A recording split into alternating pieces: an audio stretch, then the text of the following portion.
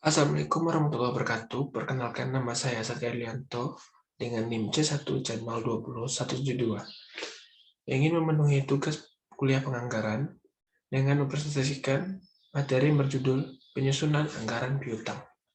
Baiklah, saya mulai. Penyusunan anggaran piutang. Materi yang akan saya bahas itu yang pertama, pengertian dan manfaat anggaran piutang. Yang kedua, jenis anggaran piutang. Yang ketiga, faktor-faktor mempengaruhi anggaran piutang. Dan yang terakhir itu penerapan penyusunan anggaran piutang. Saya masuk pengertian yang pertama. Materi yang pertama, pengertian anggaran piutang.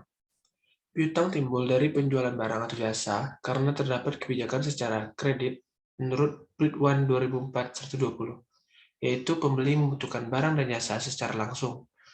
Namun tidak biasa mereka layak bayar secara langsung atau lebih menyukai untuk membayar secara kredit atau cicil. Penjual dapat menjual lebih banyak dengan melakukan penjualan kredit dibandingkan dengan hanya melakukan penjualan tunai.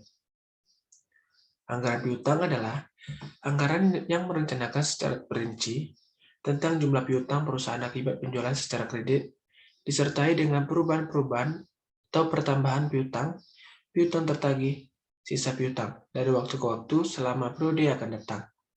Penjualan yang dilakukan oleh perusahaan secara kredit memiliki tujuan meningkatkan volume penjualan. Dikarenakan meningkatnya tingkat persaingan, mengingat kompetitor yang semakin berani memberikan kredit dengan tujuan meningkatkan penjualan maupun meningkatkan jumlah pasar. Materi selanjutnya yaitu manfaat anggaran piutang. Manfaat anggaran piutang bisa dilihat dari dua sisi, yaitu secara umum dan secara khusus. Secara umum, anggaran piutang punya tiga kegunaan pokok, yaitu yang pertama, sebagai pedoman kerja. Sebagai dasar penyusunan anggaran piutang untuk tahun yang akan datang, karena telah diketahui jumlah tingkat penerimaan pelunasan piutang bulan-bulan sebelumnya. Yang kedua, sebagai alat pengkoordinasian kerja, itu sebagai alat untuk mengendalikan jumlah piutang dalam jangka waktu tagihan supaya tidak terjadi keterlambatan pembayaran kredit penjualan.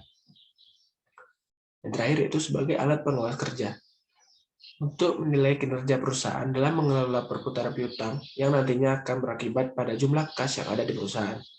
Sedangkan secara khusus, tujuan dari anggaran piutang adalah sebagai dasar penyusunan anggaran kas karena piutang tertagih akan berakibat penambahan terhadap kas. Jenis-jenis anggaran piutang. Yang pertama itu piutang dagang, yaitu piutang yang timbul sebagai akibat menjual barang secara kredit dari usaha pokok perusahaan. Piutang usaha berbeda dengan piutang dagang.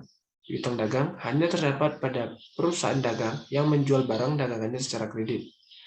Sedangkan piutang usaha meliputi seluruh macam jenis perusahaan yang menjual barang atau jasa dari usaha pokoknya secara kredit. Yang kedua yaitu piutang wesel, yaitu piutang yang didukung janji tertulis dalam bentuk wesel. Piutang wesel dan piutang surat berharga dapat terjadi karena menjual barang secara kredit atau pembelian pinjaman dalam bentuk uang. Piutang wesel adalah piutang dengan periode kreditnya lebih dari 60 hari.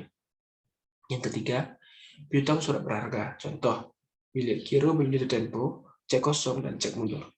Yang keempat, itu beban dibayar di muka. Contoh, sewa dibayar di muka, iklan dibayar di muka, bunga dibayar di muka. Faktor-faktor yang mempengaruhi anggaran piutang. Adapun faktor-faktor yang harus dipertimbangkan dalam menyusun anggaran piutang adalah sebagai berikut. Pertama, jumlah penjualan. Semakin besar jumlah penjualan, akan cenderung semakin besar pula transaksi penjualan secara kredit yang akan dilakukan, sehingga piutang perusahaan juga akan bertambah. Yang kedua, keadaan persaingan di pasar. Semakin tinggi tingkat persaingan di pasar, maka volume penjualan secara kredit juga semakin meningkat. Yang ketiga, posisi perusahaan dalam persaingan. Semakin kuat posisi perusahaan di pasaran, maka perusahaan cenderung untuk melakukan penjualan secara tunai. Namun sebaliknya, jika posisi perusahaan cenderung lemah, maka perusahaan melakukan penjualan secara kredit.